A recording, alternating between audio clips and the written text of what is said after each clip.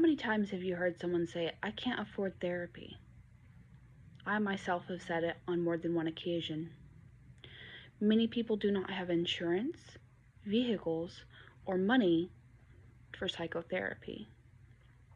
Psychotherapy is usually done in an office setting, which requires a vehicle or some sort of transportation to get to.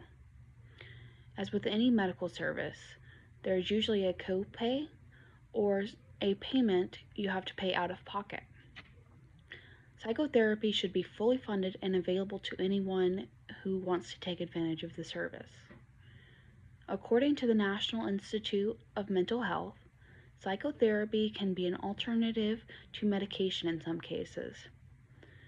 Psychotherapy as an alternative to medication is a good thing because medication can be expensive and in some cases addictive.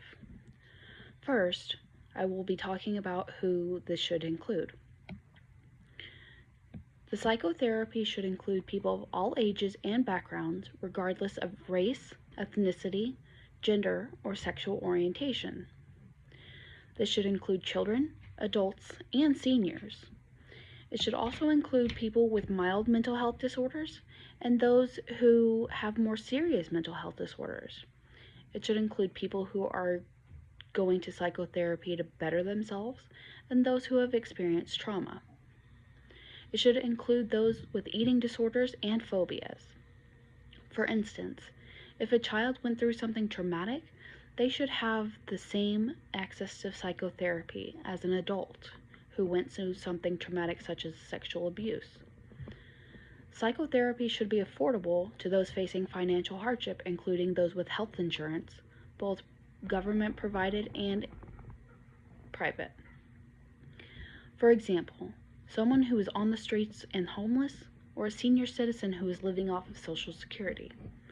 There are times that even with health insurance that people cannot afford the copay for therapy. According to the American Psychological Association, 39% of people do not seek therapy due to cost. Having an option to seek psychotherapy can save lives in some cases. There are specific therapies that help decrease the intensity of suicidal thoughts and tendencies. These are called cognitive behavioral therapy and dialectical behavioral therapy, according to the National Library of Medicine. Next, we'll go over the requirements for eligibility. There should be requirements to qualify. A person should have a mental health need for psychotherapy, such as depression, anxiety, or one of the many other mental illnesses. This should mostly be accessible to people with limited to no income, but will still also be accessible to people with jobs as well. For example, sometimes people are starting over in a new place due to a divorce, domestic violence, or just starting out on their own after high school. Sometimes these people do not have the funds for both their new life and therapy. It is sometimes a struggle for these people just to put food on the table. This brings us to the benefits. A lot more people would seek psychotherapy if it was accessible for them. Many Americans would be better off if able to get the psychotherapy they need at no charge. The government should have a program that pays therapists for their services for the people who cannot afford it if they want to take advantage of the program. According to the Encyclopedia of Psychotherapy, 74% of people who underwent psychotherapy fare substantially better than those who do not.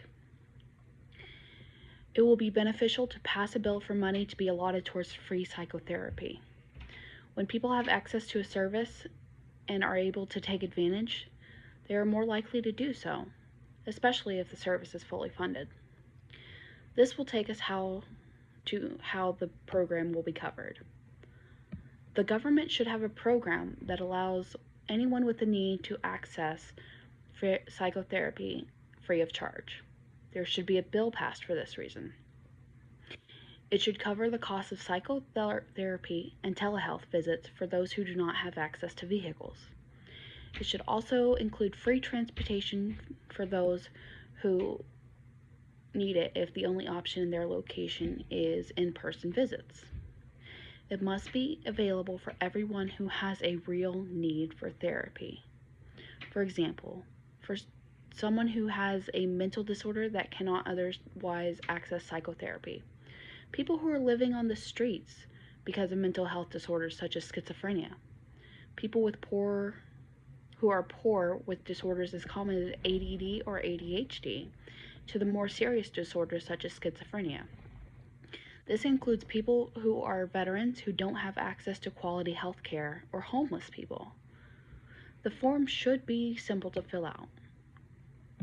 The form should have a place for the patient's name, reason for seeking psychotherapy, and address, if they have one. If they do not have a permanent address, it does not disqualify them from receiving psychotherapy. In conclusion, free psychotherapy would be incredibly beneficial to the people from all walks of life and backgrounds. It may be able to help reduce the need for medications in some cases. Psychotherapy is a much needed service for a lot of people who cannot afford or access it due to money or transportation. There are others, such as homeless people, who deserve psychotherapy but are not able to take advantage due to not having a permanent address for forms. Psychotherapy is something that a lot of people need but are not able to take advantage of. People with serious mental health disorders, and more common ones too. This is why psychotherapy should be covered under a bill by the government and accessible to anyone who needs it regardless of gender, sexual orientation, race, or background.